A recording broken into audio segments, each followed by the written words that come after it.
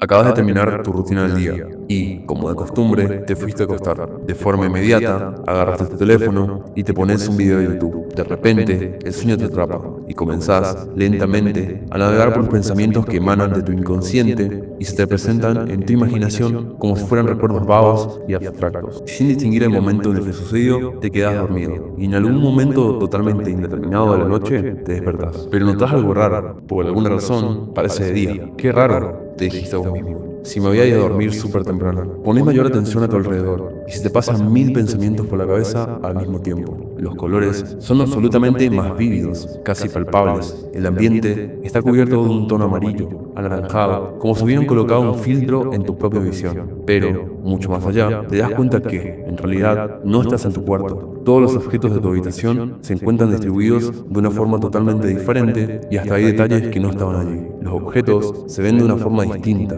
como si estuvieran cubiertos de una estela y en ella, si prestas atención, puedes descubrir todos los detalles del objeto. Intentás levantarte debido al nivel de abrumamiento que tu conciencia está experimentando, pero no podés. Otra vez la parálisis del sueño. Ya conoces el procedimiento, comenzar a mover de a poco tus extremidades, pero quizá por intuición intentás levantarte una vez más rotando tu cuerpo. Vivís en este punto donde todo se torna aún más raro. Como en un instante de segundo, sientes que algo se desprende de tu propio cuerpo y cae al suelo. Estás súper desorientado porque tu visión no es la misma. Podés ver todos los extremos de la habitación a la vez, como si tus ojos, que por cierto, ahora dudás de sus aptitudes originales, apuntaran a todas las direcciones posibles. Te levantás. Intentás moverte para ir al baño y finalmente lo lográs. Todo se siente extrañamente familiar y a la vez ajeno. Tus pasos emulan el caminar sobre las nubes. Finalmente, decidís que querés explorar este nuevo lugar, por lo que caminás hacia la cocina, pero al abrir la puerta no hay nada, y en su lugar hay una escalera metálica que baja a lo que parece ser una casa antigua, de madera, en la que hay cuadros colgados de ambos lados de las paredes. Sentís miedo, y casi al instante, tu conciencia se siente arrastrada y succionada de cierta forma,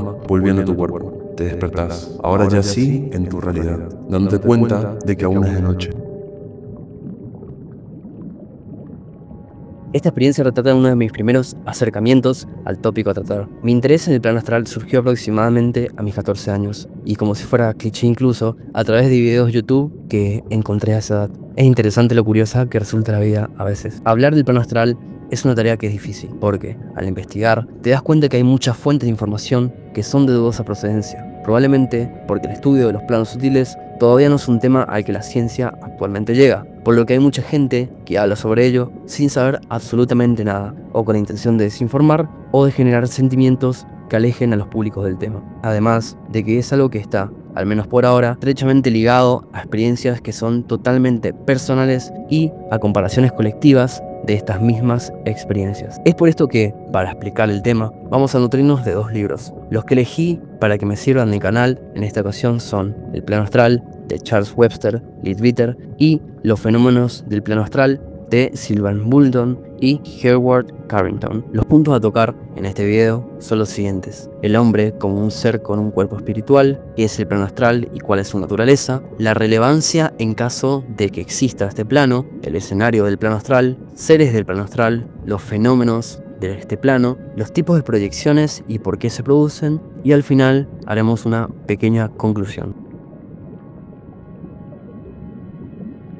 El cuerpo espiritual del hombre. La creencia de que el hombre tiene un doble espiritual está arraigada a siglos pasados, mucho más lejano de lo que realmente se piensa. Pero a pesar de esto, a menudo, al tratarse de civilizaciones antiguas, se interpretan por los expertos como relatos que son fantásticos o totalmente irreales. Sin embargo, pienso que el hecho de asociar estos relatos con dichas ideas representa no solo una falta de respeto para las culturas antiguas, sino una interpretación completamente limitada. Es decir, si culturas de hace siglos hablan del estudio de dichos fenómenos, ¿por qué razón es que surge la necesidad de restar la importancia a los relatos que no solo se preservaron para ser transmitidos, sino que formaban parte de la cultura general de las sociedades de la antigüedad? Ejemplos de esto son Ka en la cultura egipcia o en las dadas de los estudios del Tíbet. Es decir, La primera evidencia que denota la existencia de este cuerpo está precisamente en la experiencia colectiva del ser humano, a través de las creencias y los testimonios que se repiten a lo largo y ancho de todas las culturas y pueblos alrededor del mundo. En segundo lugar, tenemos las apariciones fantasmales, en las que este parece evidenciar mente y voluntad totalmente propias. En tercero, los casos en que los fantasmas producen efectos materiales o se materializan de alguna manera como, por ejemplo, a través de fotografías. Como cuarto, tenemos los casos de proyección astral, en los que el sujeto de la experiencia es capaz de ver su cuerpo espiritual y en ocasiones puede ser visto por otros. Pero, ¿cómo está compuesto el cuerpo del plano astral o el cuerpo espiritual? Definir al cuerpo astral o espiritual es también en sí una tarea complicada, ya que primeramente se dice que está compuesto por elementos que son de naturaleza semimaterial, de menor densidad que la materia física. Un ejemplo que explica este fenómeno, para entender mejor su funcionamiento, es mencionada en uno de los libros. Por tanto, cito. Por ejemplo, toma un vaso de vidrio, llénelo con redondas balas de plomo, de un diámetro de 1/4 de pulgada. Cuando éstas alcanzan el tope del vaso, se dice que está lleno, pero es posible verter considerable cantidad de perdigones que se filtran en los intersticios, sin hacer que el vaso esté más lleno. Tras esto, puede agregarse arena, con igual resultado. Finalmente, puede derramarse agua antes de que pueda afirmarse que el vaso está realmente lleno. Lo que esto significa, en esencia, es que entre todas las partículas de materia hay espacio para partículas aún más pequeñas, que llenan los espacios existentes entre ellas. Por lo que podemos apreciar, esta verdad alcanza hasta los átomos mismos. De modo que el material del que está hecho el cuerpo astral resulta imperceptible para los sentidos y para la percepción común, ya que ésta está sujeta y condicionada por el grado de agudeza sensitiva que tiene el individuo.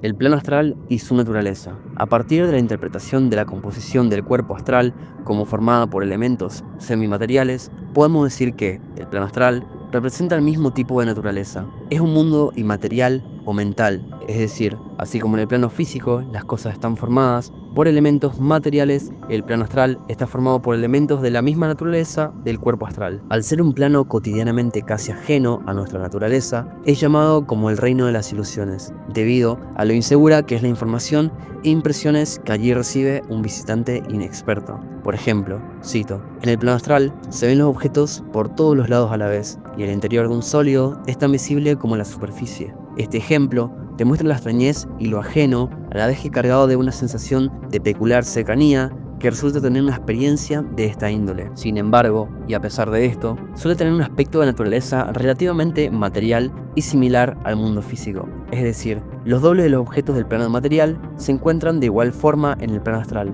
Cito, por ello suponemos que el otro mundo es, en muchos aspectos, parecido al nuestro, ya que los duplicados etéreos parecen existir tierras y paisajes, árboles, flores y casas, o grandes templos, que son originales, vastos e imponentes. Si bien sí tienen cosas que existen por sí mismas, el plano astral es un mundo en gran parte que es mental, ya que es esta la que moldea y forma el propio ambiente del plano. El pensamiento es el que crea, y es quien gobierna en este mismo. Esta es una de las explicaciones que se da a las descripciones tan variadas respecto a su composición, ya que al ser parte de una construcción mental, quien se proyecta solo recibe una impresión vaga y confusa de lo que le rodea, además de estar sesgada por su propia percepción, quien decide los puntos de interés del sujeto en su propia experiencia. Otra característica es que, en este plano, el tiempo es variable y el espacio experimentado en este estado de conciencia también.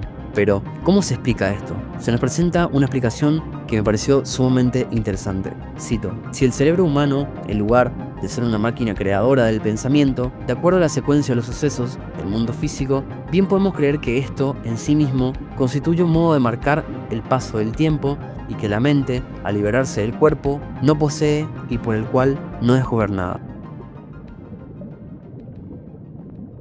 Relevancia en caso de la existencia del plano astral. El hecho de que exista el plano astral implica una serie de consecuencias que generan un avance enorme en la comprensión de cómo en realidad funciona y opera el universo, y cuál es realmente su naturaleza, acercándonos cada vez más a la verdad. Y, De hecho, son muy relevantes no solo para explicar temas filosóficos o de índole de existencialismo humano, sino que tienen implicancias hasta explicar fenómenos psíquicos y comunes en la vida cotidiana de las personas. Algunos ejemplos de esto son que la muerte no significa la inexistencia, sino que, cito, la muerte no es sino la proyección irrevocable del espíritu humano, en la existencia de materiales de una sustancia o naturaleza que es imperceptible para los sentidos e instrumentos de la tecnología actual. Que la mente no depende del cerebro, sino que es al revés. El cerebro depende de la mente y este es un instrumento a través del cual la mente funciona. Que el hombre en sí es un ser espiritual y que puede además funcionar en este cuerpo. Que el tiempo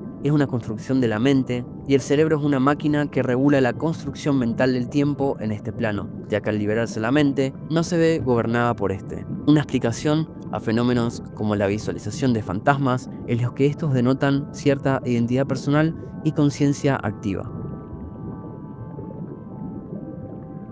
El escenario del plano astral está caracterizado, como pueden suponer basado en los puntos explicados anteriormente, en una experiencia que es meramente subjetiva y, además, es dependiente de la transferencia de la conciencia en uno u otro nivel, ya que se compone de 7 subplanos, no separados entre sí, sino superpuestos entre sí según su grado de densidad, como lo nombré en el video anterior. Focalicemos más a detalle esto. Los subplanos del plano astral están divididos en 3 clases dependiendo del grado de densidad que poseen. Tenemos la primera clase, que está compuesto por el subplano primero, segundo y tercero, la segunda clase, compuesto por el subplano cuarto, quinto y sexto, y la tercera clase, compuesto por el séptimo subplano. En el plano astral, además, como mencioné anteriormente a través de un ejemplo, se tiene una vista que es relativamente superior a la del plano físico, a la que se le suele llamar visión de la cuarta dimensión, ya que se es capaz de ver los objetos desde todos los puntos de vista al mismo tiempo. Por otra parte, también sucede que, ante la vista del ser humano, se tiene la capacidad de ver las partículas del interior de un sólido, así como las de su superficie. Además, se es apto de percibir modos de materia que son imperceptibles para los sentidos comunes, como por ejemplo los gases de la mezcla atmosférica, la radiación emanada por seres vivientes, etc. Otro punto importante es que los seres de este plano se encuentran rodeados por una atmósfera particular a la que se le llama aura. Y si bien el aura no es una característica exclusiva del plano astral, es el primer plano en el que se puede experimentar este fenómeno, que recubre el relieve de todos los cuerpos. Tratemos de entrar más a detalle en esto. El aura, si bien a primera vista podría parecer un tema simple, es decir, lo que recubre al cuerpo y expresa las emociones y sentimientos, además de la energía presente en las cosas, es un tema que es súper complejo y al que nuestra comprensión, como la mayoría de los temas relacionados con la espiritualidad, está muy limitada a su estudio. Por ende, en esto voy a tratar de ser breve y explicar algunas de las características que tiene el aura. La primera característica es que es inherente al ser humano, es decir, no forma parte exclusiva de la naturaleza humana, sino que está presente en todos los seres vivos, seres inmóviles, como animales, árboles y hasta en el mundo mineral. Como segunda característica, podemos decir que se asemeja a una nube luminosa que rodea el cuerpo y se extiende a aproximadamente unos 45 o 46 centímetros de este. Como tercera característica, podemos decir que el aura está a su vez dividida en distintos tipos, cada una con sus distintas funciones. En primer lugar, tenemos el aura primera, que es la más ínfima y más material. Representa la salud de la persona, ya que su forma y su coloración, aunque es prácticamente incolora, depende de esto. ¿Cómo se compone? Cito, es casi incolora, es decir, como compuesta de una infinidad de líneas rectilíneas que irradian del cuerpo en todas direcciones. Esto cuando el cuerpo está completamente sano, ya que cuando acaece la enfermedad, todo cambia de pronto y las líneas próximas al lado enfermo pierden su rectitud y se proyectan confusamente en todas las direcciones. Aura segunda. Posee la función del mesmerismo y por esto se le llama el aura magnética, es decir, tiene la función de repeler o atraer como un imán. ¿Cómo se ve? Cito, puede decirse que se parece mucho a esas burbujas de aire cálido que, en los días de estío, vemos surgir de las tierras expuestas a los rayos del sol. Tiene la función también de proteger el cuerpo de los ataques de las malas influencias físicas, pero si, por causa de una debilidad, enfermedad, herida, sobrecarga o excesos de una vida que es irregular, esta se ve disminuida en su energía irradiada, haciendo que los gérmenes penetren mucho más fácilmente. Aura tercera. Es el aura del deseo, ya que refleja todo deseo, toda sensación y todo pensamiento de la personalidad. Es de esta manera que se forma el cuerpo astral y que permite viajar sobre este plano mientras su cuerpo permanece dormido. La coloración, el brillo y el número de los latidos que emana están en una constante fluctuación, como se puede suponer. Aura cuarta. Tiene la función de registrar los progresos de la personalidad. En esta se pueden leer las disposiciones generales o el carácter de una persona, sus partes buenas y sus peores partes. Y hasta en ella pueden estar registrados cuadros de la personalidad anterior que había tenido la persona. Aura quinta. Su belleza y su delicadeza están por encima de toda expresión para los que la puedan ver, pero no todos pueden hacerlo. Es semejante a una luz viva y no a una nube coloreada como las anteriores. Representa una expresión elevada de la vitalidad de la persona y su grado de avance en su propio camino de evolución. Aura sexta y séptima. Se tiene el conocimiento por deducción de que existen, pero no hay registro de una persona que las haya visto. La razón del saber de su existencia consiste en que el aura no es más que la manifestación de emanaciones del hombre en los distintos planos a los que él pertenece, y por ende, teniendo en cuenta la naturaleza del fenómeno y que existen un total de 7 planos en la visión teosófica, debe existir por consecuencia una aura de esta clase, aunque totalmente desconocida para nuestra naturaleza terrenal. Existen una serie de seres que pertenecen a este plano, y cuya naturaleza, función y comportamiento voy a explicar en el siguiente punto. Seres del plano astral. Como primer ser del plano astral tenemos los habitantes humanos. Este tipo de habitantes se dividen en dos tipos. Por un lado tenemos los encarnados, o sea, los que aún poseen un cuerpo físico y durante su vida pueden manifestarse en el plano astral. Y por otro lado tenemos los desencarnados, que ya no poseen un cuerpo físico y se encuentran en este plano. Para la primera clase, o sea, los encarnados, tenemos varias subdivisiones. Primeramente tenemos el adepto y sus discípulos. Se trata de un maestro y sus enseñados, en el cual no emplean como vehículo el cuerpo astral, sino el cuerpo mental, al cual recubren de materia del plano astral con el objetivo de ingresar en él y estar mayormente capacitados para comprender el plano y para poder ser vistos por las entidades pertenecientes a este. Como segunda entidad tenemos el individuo psíquicamente desarrollado que no está bajo la guía de un maestro. Con psíquicamente desarrollado no se refiere a que está desarrollado espiritualmente, sino a la facultad psíquica que poseen algunos individuos debido a sus esfuerzos realizados en encarnaciones anteriores. Estos siempre se manifiestan en el cuerpo astral, ya que no saben actuar en el mental. El individuo vulgar. Este carece de facultades psíquicas y flota en el plano astral en una condición casi inconsciente, trayendo de estos viajes recuerdos irremediablemente confusos y a menudo con interpretaciones vagas de lo que a él le sucedió. Comúnmente, es con la ayuda de un maestro que este tipo de individuo, cito, percibe las realidades que en el mundo astral le rodean y procura aprovecharlas en estudio y en trabajo, de modo que sus horas de sueño ya no son ociosas, sino llenas de activa y útil ocupación, sin menoscabo del saludable reposo que demanda el fatigado cuerpo físico. El mago negro y sus discípulos. Se trata de las personas que ocupan sus fuerzas y capacidades psíquicas para el mal, de forma egoísta, en provecho propio, en vez de utilizarlos para el beneficio de la humanidad. Segunda clase. Habitantes humanos muertos o desencarnados. Como primera entidad tenemos los discípulos en espera de reencarnación. No es muy común encontrarlos en el plano, pero se encuentra ocasionalmente, como su nombre lo indica y como expliqué en el video anterior,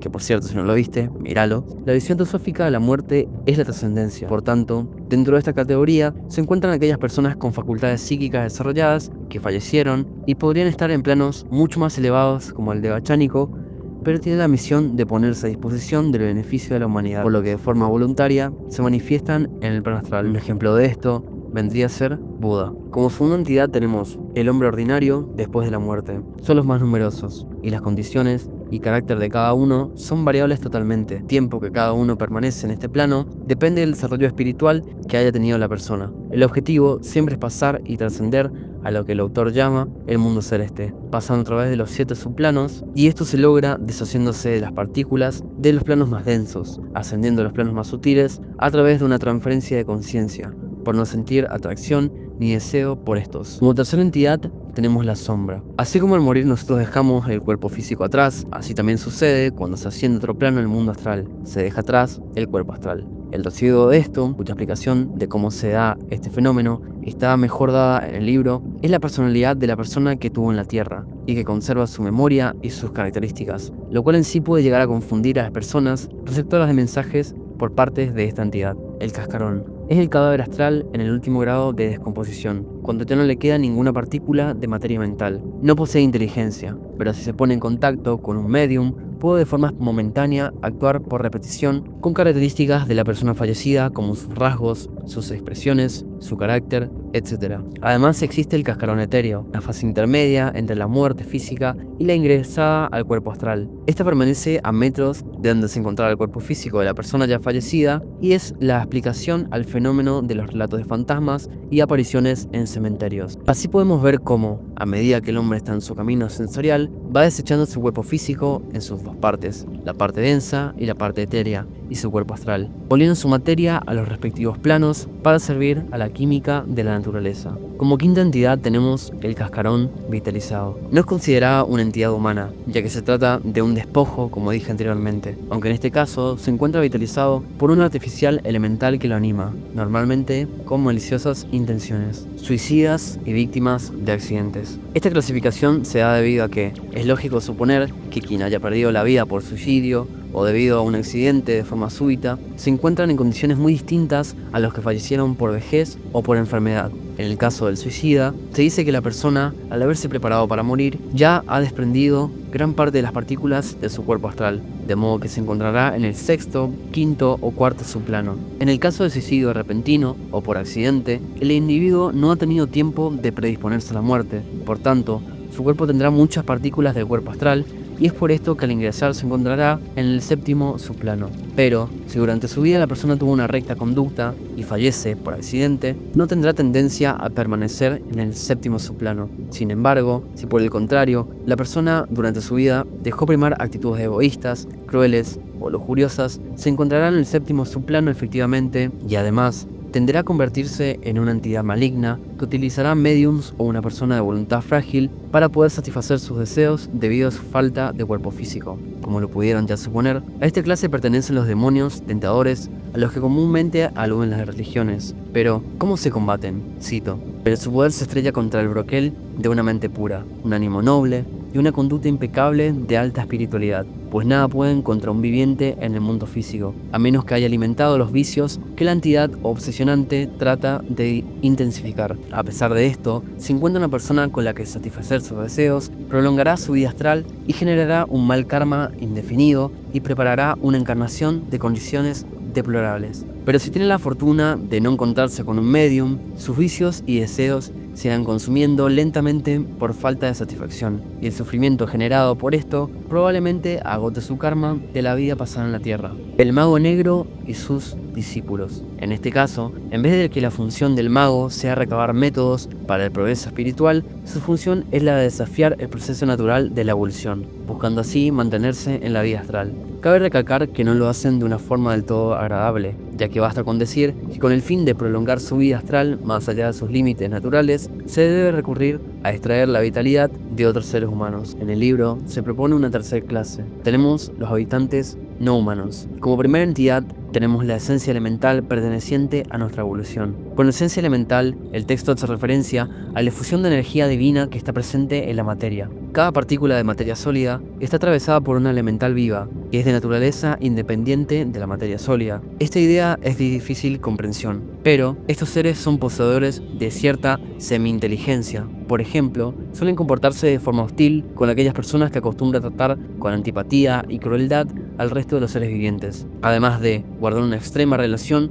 con la corriente mental que las pone en existencia, debido a que si no se ven afectadas por influencias externas, carecen de una forma definida. Todo esto a pesar de ser percibidos como meros reflejos del océano que supone la luz astral. Son de una naturaleza que es compleja. Es por esto que supone una responsabilidad muy grande la calidad de pensamientos del colectivo de la humanidad, ya que se observa nuestra influencia en el comportamiento de esta entidad. Por ello, el autor advierte: a pesar de las firmes enseñanzas que sobre el particular dan las principales religiones del mundo, todavía la masa general de la humanidad no advierte que también delinquen y son responsables los pensamientos. Si un hombre no ha perjudicado a nadie con sus palabras y acciones, crea que ha cumplido con todo cuanto de él exige la moral, sin advertir que acaso estuvo durante muchos años ejerciendo una depresiva y mezquina influencia en la mente de las personas de su convivencia y trato, y llenando su ambiente con sórdidas y viles formas de pensamiento. Pero bastará consignar que el hombre pueda acelerar o retardar la evolución de la esencia elemental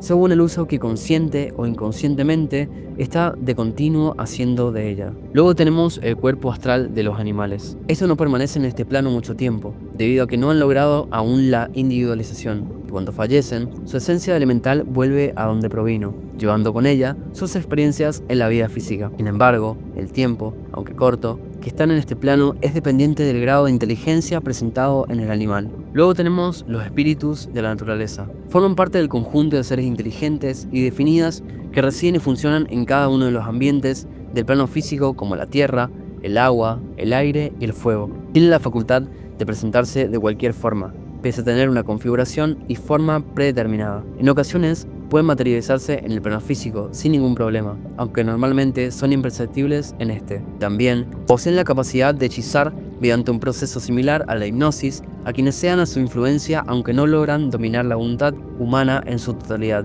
ya que solo son capaces de engañar a los sentidos. Como cuarta entidad tenemos los devas, que forman parte de la línea superior de la evolución del hombre. Existen tres categorías. Primero están los devas astrales, y para estos, el cuerpo astral resulta el cuerpo más bajo en su línea de evolución. Luego los devas mentales inferiores, para los cuales el plano mental resulta el plano más bajo de su existencia. Luego tenemos los devas mentales superiores, para los cuales el cuerpo causal es el inferior para ellos. El libro propone también una cuarta clasificación, los habitantes artificiales. Estos se relacionan directamente con el hombre, ya que son seres de su propia creación, relacionados por lazos kármicos y actúan directa e indirectamente sobre él. Primero tenemos los elementales formados inconscientemente. Son creados por el pensamiento, y tras su creación ya no dependen de quién lo creó, sino que tienen una existencia independiente que es totalmente dependiente de la fuerza e intensidad del pensamiento y deseo de quien lo creó, pudiendo alargar su vida o cortarla a través de la repetición del pensamiento del humano creador. Tienen la capacidad de actuar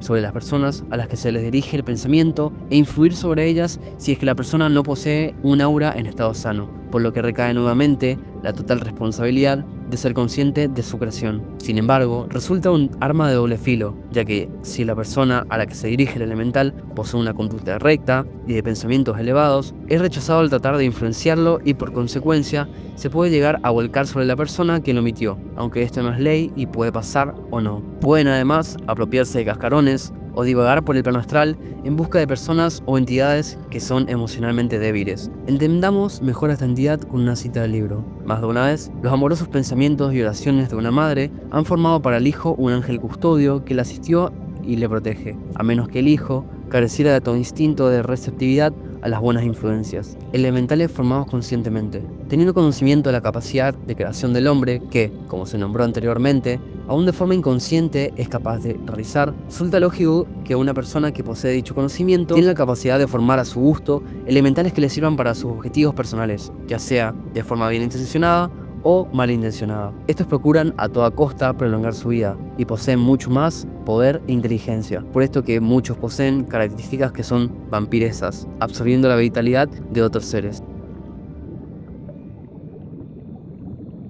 Fenómenos del plano astral. Como primer fenómeno tenemos las apariciones o los fantasmas. Bajo este término se agrupan tanto las entidades que materializan algo de su forma astral como las percepciones psíquicas fugaces de quien tiene un destello de visión astral. Para el observador no entrenado, ver un fantasma puede ser indistinto de un caso de materialización parcial o, más comúnmente, de una percepción transitoria de niveles astrales superiores. Fantasma familiar. Este forma parte de un relato típico de castillos y mansiones feudalistas. Suele tratarse de un pensamiento con forma o una forma de pensamiento o de una impresión muy intensa grabada en la luz astral. En ocasiones, que son menos frecuentes, es realmente el espíritu de un antepasado anclado al entorno que habitó en vida. Como tercer fenómeno, tenemos el tocar campanas, lanzar piedras, etc. Muchos fenómenos físicos de las sesiones espiritistas, como Ruidos, movimientos de objetos, los producen espíritus de la naturaleza o entidades astrales que son traviesas. Pueden incluso responder preguntas por golpes o hacer traslados de objetos, gracias a su poder y manipulación de materia sutil. Entidades comunicantes. Bajo este rótulo, caben miles de clases de seres astrales que hablan o escriben a través de mediums. Pueden manifestar manos invisibles o una voz directa. Utilizan una materia que no refleja lo visible, pero sí excita vibraciones sonoras. Fotografías espirituales. Es la manifestación parcial de una materialización, es decir, la forma astral no refleja luz visible, pero sí modifica los rayos ultravioletas, dejando huellas en la placa fotográfica. Formas vaporosas. Cuando no hay suficiente energía para sostener un cuerpo astral definido, aparece una figura nebulosa o vaporosa. Estos espíritus advierten a veces que no se les toque, pues su consistencia sigue siendo muy tenue. Materializaciones completas. Son casos muy poco frecuentes, en los que la entidad astral adquiere temporalmente cuerpo de una materia que es más densa, perceptible tanto a la vista como al tacto. Requiere una concentración de energía bastante intensa para sostener la forma sólida durante unos instantes. Tipos de proyecciones y por qué se producen. Vamos a hablar como último tema acerca de cuáles son las fuentes que causan la proyección al mundo astral y qué causa vinculante subyacente existe en ella, además de presentar para cada uno un caso práctico nombrado en el libro. Proyecciones producidas por drogas y anestésicos. Como vimos anteriormente con los puntos anteriores, el cuerpo astral es vehículo de la conciencia del ser humano, y cuando esta conciencia se retira del cuerpo físico, se produce lo que nosotros llamamos inconsciencia. El grado de separación de ambos varía de acuerdo a la profundidad de la inconsciencia lograda. El lograr este estado a través del uso de drogas o sustancias anestésicas, sin embargo, presenta desventajas que producen experiencias muy subyugantes y torna a la persona más incapaz de recordar sus experiencias cuando regresa a animar su cuerpo físico. A pesar de esto, son muchos los casos registrados en los que pacientes aparentemente retuvieron una parte de su conciencia y al regresar pudieron describir haber escuchado conversaciones entre los médicos del quirófano y cualquier raro detalle que haya tenido lugar en la sala. Un ejemplo de esto es el caso Landa, en el que un hombre afirmó haber visto realizarse su propia operación. El sujeto, B. Landa, quien era portero de una escuela, describió su experiencia a Herman Wolf de Ámsterdam, y él fue el encargado de registrarlo. Un accidente fue la causa que lo llevó al cirujano, y durante la operación describió lo siguiente: me encontraba muy nervioso hasta que me anestesiaron para la operación. Durante un rato, no sé cuánto, quedé inconsciente. De repente, me acometió una violenta reacción, combinada con violenta resistencia interior, como si me partieron. En forma parecida, en cuanto a la instantaneidad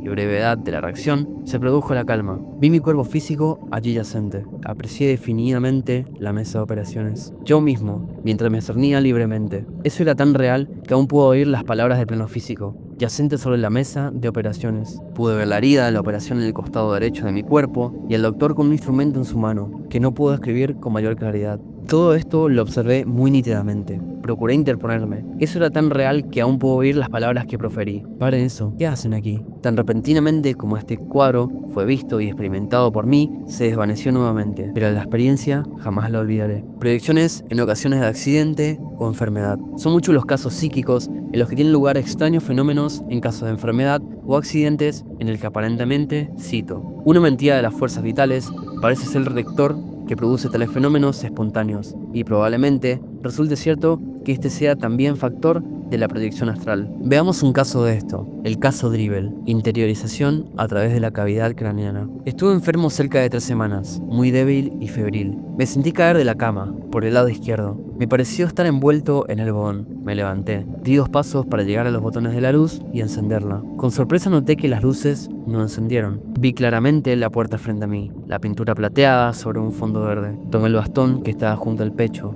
o su contraparte etérea, y golpeé la puerta. No hubo sonido. Me alarmé. Traté de nuevo. El mismo resultado. Eché hacia atrás mi bastón todo lo que pude, y golpeé la puerta con todo vigor. Pero una fuerza contraria parecía neutralizar mis esfuerzos. Esta vez advertí lo que sucedía, aunque vagamente. No quería continuar, costaba demasiado. En ese momento, yo estaba completamente alarmado. Grité el nombre de mi esposa, y no se produjo sonido alguno. Probé varias veces más, sin resultado. Tenía un avasallador deseo de volver al lecho. De repente, fui tirado hacia atrás, o más bien succionado hacia el interior de mi cuerpo a través de 2 cavidades en la parte superior de mi cabeza. Me desperté llamando a gritos a mi esposa y con un terrible dolor de cabeza, que duró unos 10 segundos. Luego me sentí absolutamente normal otra vez. Tal vez no se trata de una experiencia muy interesante, aunque es la afirmación de un hecho. prepararé mi mente para que si otra vez salgo de mi cuerpo, no me deje dominar por el pánico y pida a los guías que cuiden de mí. Le escribiré si algo más llega a producirse. Proyecciones en caso de fallecimiento. El caso Turban. Un relato registrado por Flammarion. Es en este caso en el que el sujeto cayó en un estado cataléptico durante el cual afirmó haber visto y oído a la otra persona que a su vez pensó verla en ese mismo instante. Camilo Flammarion afirma que su vieja amiga, Víctor Dobbelman, le narró lo siguiente. Mi amiga, la señora Turban, atendía a su hermana enferma. Casa paterna, perteneciente a su impresor, el señor Hates, estaba situada en una esquina de la Place Temple Newf. Su hermana enferma le dijo que podía ver a todas las personas conocidas que pasan por la calle en el otro ángulo, aunque no podía verlas desde el lugar del lecho donde se encontraba. Pronto se hizo evidente que su caso era sin esperanzas. Un domingo por la tarde, comentó a su hermana el gran pesar que le embargaba no poder oír el sermón de su prometido. De pronto se sumió en la catalepsia y quedó como muerta por 2 horas. Al despertar, dijo haber visto a su prometido y haber oído su sermón. La señora Turban preguntó al prometido de su difunta hermana si en realidad, el domingo anterior, había pronunciado un sermón de estas características. ¿Cómo lo supo?, exclamó sorprendido. Mi hermana me lo dijo, comentó y le relató su experiencia. Es muy raro,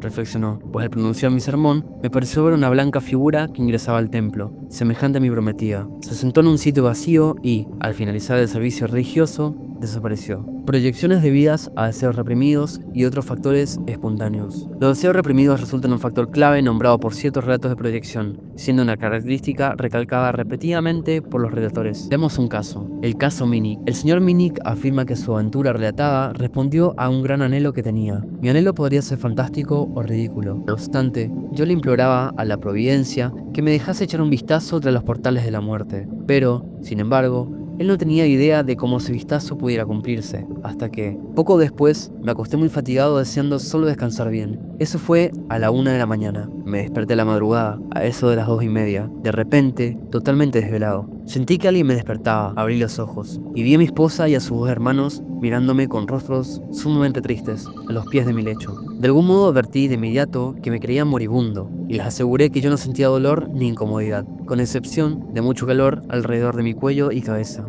Les dije que dormiría bien y me sentiría bien otra vez. Cerré los ojos y, tan pronto lo hice, sentí un tic en mi cabeza, como el tic de un reloj. Pregunté qué sucedía y quise preguntarles, pero no pude, y me vi inhibido de abrir los ojos. Mi boca y párpados parecían paralizados. Intenté levantarme, pero no pude moverme. Pensé que algo iba a acontecer. Me sentí levantado gentilmente, flotando hacia arriba en la oscuridad. Floté hacia el lado derecho de mi cama, y entonces me sentí flotar hacia abajo sobre mis pies. Al alcanzar la puerta, pude abrir los ojos. Estaba iluminado. Me estiré, me sentía atónito de mi condición. Me había acostado cansado, pero ahora estaba rebosante de energía y me sentía muy audaz. Caminé hacia mi esposa y le dije que me mirara, pero no advirtió mi presencia ni pudo oírme. Procuré tocar su hombro, pero no llamé su atención. Me dije, tal vez las cosas cambien después, y caminé hacia la puerta, tratando de salir. Cuando llegué a la puerta, todo se oscureció. Fui levantado gentilmente en el aire otra vez y floté hacia mi cama. Y, al alcanzar mi posición sobre mi cuerpo físico, me quedé quieto. Temí regresar a mi cuerpo otra vez, y sentí mi corazón palpitante y una incomodidad en la garganta. Tenía miedo. Quise conocer mi posición exacta, pero no pude levantar un brazo ni mover un músculo. Esperé algo más, preguntándome si todavía estaba en el aire o echado sobre algo. El pensamiento de ser enterrado vivo me trastornó mucho. Procuré presionar mi cabeza hacia atrás para lograr una sensación, pero no pude. Luego, sentí que la vida se escurría por mi cabeza física nuevamente, después por mi espalda, más tarde por mis brazos. Y de pronto, yo estaba físicamente despierto otra vez. Proyecciones en las que median o se ven espíritus. Además de los puntos anteriores,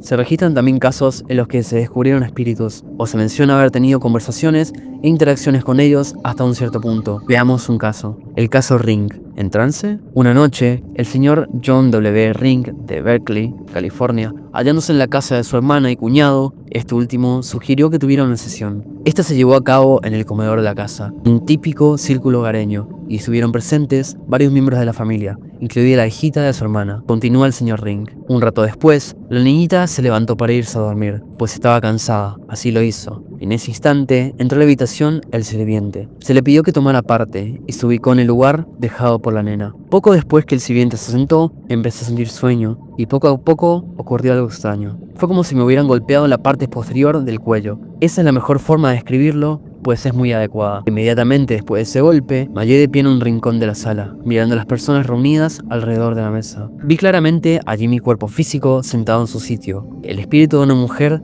se ubicó detrás de mi cuerpo físico, se inclinó y pareció fundirse en él. Entonces, mi mano acarició suavemente la del sirviente. Mis labios se movieron, pero no pude distinguir lo que decía. Me pregunté si había dejado mi cuerpo para mejor, si habría muerto. La experiencia era demasiado extraña para mí. Pronto experimenté la misma sensación, como si me golpearan la parte posterior del cuello, y enseguida estaba de vuelta en mi cuerpo físico, nuevamente junto a la mesa. El sirviente estaba maravillado y afirmó llorando que yo le había hablado como si fuera su madre, muerta mucho tiempo atrás. Dijo también que lo llamé por el sobrenombre que ella acostumbraba emplear durante su vida terrena, y que le había referido muchos incidentes de naturaleza íntima y personal. Tras lo ocurrido, me sentí muy débil y bañado en transpiración. Proyecciones experimentales e hipnóticas. El caso René C. efectuó pruebas estando proyectado. Este caso apareció en The National Spiritualist el 1 de febrero de 1949. Su autor, Palmer Emerson, dice sobre él: este caso se distingue por la precisión con el que el sujeto parece haber observado sus propios procesos y experiencias psíquicas. Además, hallamos aquí un esfuerzo por ratificarse su propia realidad en el manejo de objetos. A continuación, el caso. El señor René C. egresó del Politécnico y obtuvo el título de doctor en ciencias naturales. Repetidamente, había efectuado la experiencia de autoemerger consciente. Describe de esta manera una de sus experiencias. La sensación de vértigo se agudizó. Mi conciencia se obnubiló por un momento y luego se aclaró otra vez. Rápidamente. Yo estaba de pie en el cuarto y comprendí que me había separado de mi cuerpo físico. Mi pensamiento alcanzó el máximo de claridad. Tuve cabal conciencia de mi situación. Analicé con cuidado mis pensamientos y mis sentimientos y fui consciente del hecho de que los analizaba. Es cierto, yo también estaba consciente de esta conciencia misma. Aunque era de noche, yo veía nítidamente, aunque no de la misma manera que uno, en horas de vigilia, percibe la luz del día. En mi cuerpo fluídico no llevaba ropa alguna. Yo estaba erguido y me podía desplazar caminando o deslizándome sobre el piso. Vi con perfecta nitidez mi cuerpo carnal, que yacía extendido e inerte en el lecho, como un cadáver en posición supina. Predicciones espontáneas durante el sueño. El caso Simons. Cuerpos conectados por una fuerza elástica. En enero de 1890, a los 23 años, el doctor C. Simons tuvo la siguiente experiencia. Me sentía en el estado de quien tiene una pesadilla. Era incapaz de moverme en cualquier dirección y mis manos y pies parecían atados. Podía mover mis ojos para todos lados, mas no podía abrir ni cerrar mis párpados. Estaba plenamente consciente de cuanto pasaba en torno a mí. Vi el reloj. Eran las 3:49 de la tarde. Miré el escritorio en el que escribía mi amigo H, observando que tomaba notas del tratado Medical Matter. Quedé en ese estado unos 3 minutos, el tiempo que experimenté que un poder desconocido paralizaba mis movimientos. Esta fuerza pareció concentrarse detrás de mí, a una distancia de 1 yarda, a la altura de mis hombros. Me pregunté si soñaba o no. Tuve repentina conciencia de estar dividido en 2 seres distintos. El segundo de estos estaba libre y podía mirarme sujetado a la silla. Entre los dos había una fuerza elástica que impedía la ruptura de ese vínculo intermedio. Cuando la distancia entre los dos alcanzó cierto límite, la fuerza elástica que los unía se estiró. Más allá de este límite, unas 2 yardas, ningún esfuerzo de mi parte podía alargar la distancia entre mi cuerpo fluídico y mi cuerpo físico, y al alcanzar el límite, sentí una fuerte sensación de resistencia en los dos cuerpos. Este fenómeno de desdoblamiento duró unos 5 minutos. Entonces empezó la fusión. Luché contra eso, descubriendo que podía impedirlo con el esfuerzo de mi voluntad. Finalmente, curioso por saber lo que sucedía, permití la fusión, que fue rápida, y la misma fuerza que había paralizado mis movimientos me impidió ahora repetir el desdoblamiento. Proyecciones espontáneas en estados de vigilia. Los casos de proyecciones en estados completos de vigilia son bastante raros, pero los hay. A continuación, dejo uno de ellos. El caso Stone. Vio el cuerpo físico estando en posición vertical. A los 9 o 10 años de edad, me enviaron a una escuela de Dorchester, media pupila. Allí tuve la primera curiosa experiencia que puedo recordar claramente. Me hallaban en la sala superior del edificio de la escuela, estando con algunas otras alumnas en el aula frente a nuestra maestra, Mary Locke. De repente me hallé a su lado, y mirando hacia la clase, vi claramente mi cuerpo físico, con una niña delgada y pálida con un vestido y delantal blancos. Sentí un fuerte anhelo de regresar, por así decirlo. Pero antes de que eso se cumpliera, me pareció experimentar un esfuerzo violento y doloroso, casi de lucha. Conclusión final. Creo que esta temática, es decir, el estudio del plano astral y el hecho de prestarle mayor atención, será un tema de potencial interés en futuros avances en el conocimiento humano. incluso en el campo de la ciencia, ya que desafía totalmente lo estipulado por esta hoy en día y amplía nuestro entendimiento hacia un campo de la naturaleza totalmente desconocida. Resulta una experiencia intrínsecamente relacionada con el ser humano, y del cual se tienen variedad de relatos y experiencias, desde la creencia que se tiene sobre la muerte y su significado, la composición de los materiales, hasta incluso la naturaleza de la conciencia. La vida está llena de misterios y fenómenos que aún nos resultan incomprensibles, y este es uno de ellos. Espero hayan disfrutado del video, y los invito a, en caso de haber tenido alguna experiencia de esta índole, se animen a compartirlo en los comentarios sin miedo a ser juzgados. En esta existencia ocurren cosas extrañas, y el hecho de crear una memoria colectiva de estos misterios nos une, nos hace sentir comprendidos. Saludos, y si te gustó el video, te invito también a suscribirte y dejar un me gusta.